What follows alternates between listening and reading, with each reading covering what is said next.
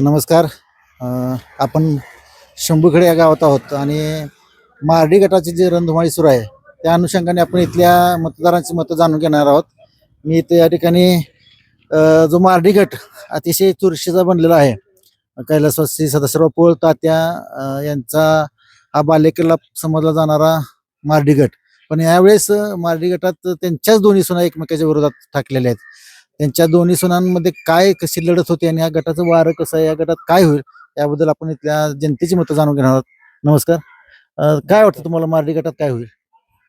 तुम्ही जसं म्हणला की पारंपरिक सदाशिवराव पोळ तात्यांचा बालेकिल्ला राहिलेला आहे आणि सदाशिवराव पोळ तात्यांचा जो विचार आणि वारसा जपण्याचा प्रयत्न आमच्या सोनालीताई करत आहेत आणि तो बालेकिल्ला तसाच अबाधित राहील.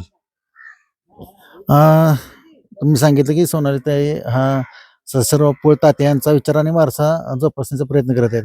परंतु आता आपण जर पाहिलं काही लोकांचं असं म्हणणं आहे की या ठिकाणी गेल्या काही टर्ममध्ये जयकुमार गोरे जे आता ग्रामविकास मंत्री आहेत त्यांना या गटातून वाढतं मताधिक्य मिळालेलं आहे आणि त्यांनी या गटात विविध विकास कामं केलेली आहेत. त्यामुळं याही वेळेस जिल्हा परिषद पंचायत समिती निवडणुकीमध्ये कमळालाच जास्त मतं मिळतील. तर याबद्दल तुम्हाला काय म्हणायचं आहे? असं नाही ना.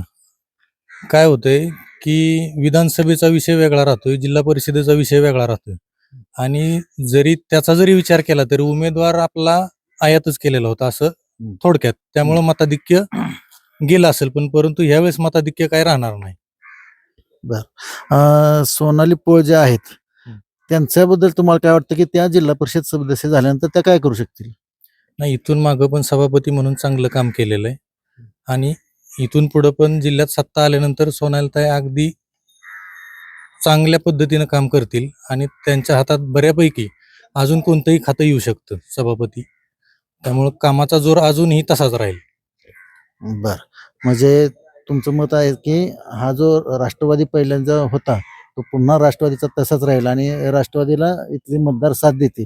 100% देतील, 100% देतील आणि तसाच बालेकिल्ला राहील. कारण हा तात्यांच्या विचारानं चाललेला जिल्हा परिषद गट पहिल्यापासून आहे आणि इथं भाजपाचा विचारधारेचा वर्ग कमी आहे. यांच्या म्हणण्यानुसार की हा तात्यांचा विचारधारेचा म्हणजे राष्ट्रवादीचा गट आहे, त्या विचारधारेने चालणारा.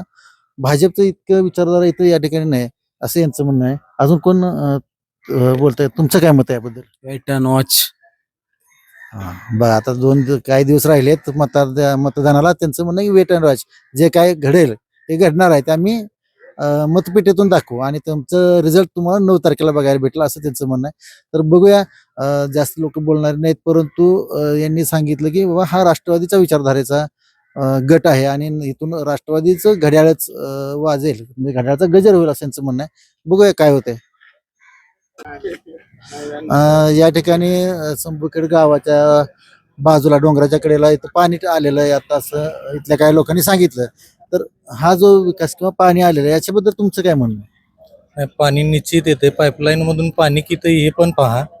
आणि दुसरी गोष्ट अशी आहे की पाणी नेमकं आचारसंहिता लागली की पाणी येतंय आणि जर हे पाणी कायम ठेवायचं असेल तर कायमची आचारसंहिता ठेवावी लागेल मतदारसंघाला.